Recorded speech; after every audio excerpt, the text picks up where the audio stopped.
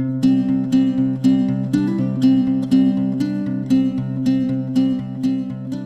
is a great conversation starter. Everyone has an opinion, an experience about food. So it's a great way to bring people to the table to talk. It also tells a great story about the history of our state. From our first Arkansans and later settlers, there's a commonality there. They all have one thing in common, and that is food.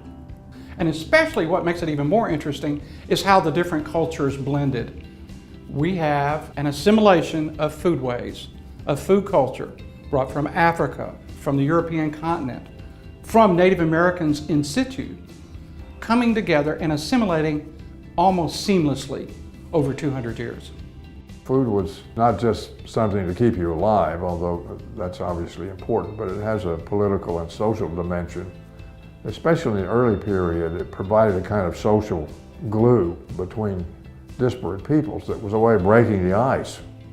I think food tells a story in a lot of ways, historically, culturally.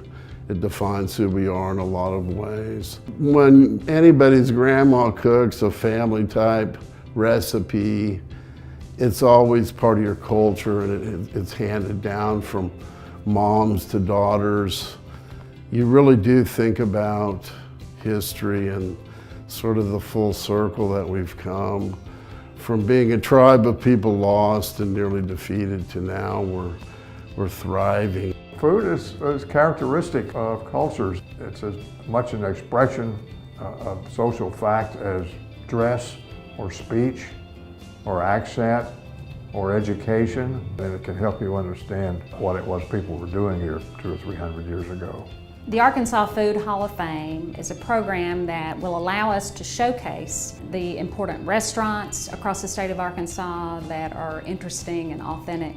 The inaugural class was announced in February of 2017. The first one was the Lasses Inn, located in Little Rock.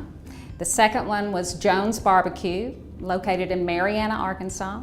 And the third one was Rhoda's Tamales, located in Lake Village, Arkansas. Mr. Jones is thought to be the oldest African-American restaurant in the South. We want people to know about it. We want people to go visit Marianna and to enjoy some Jones barbecue.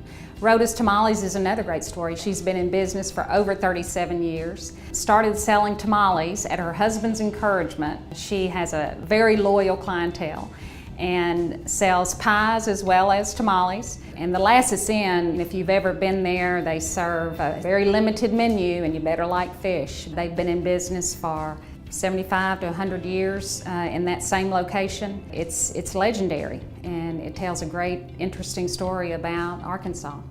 The museum is your cultural memory. It's here that we preserve what people value in their lives.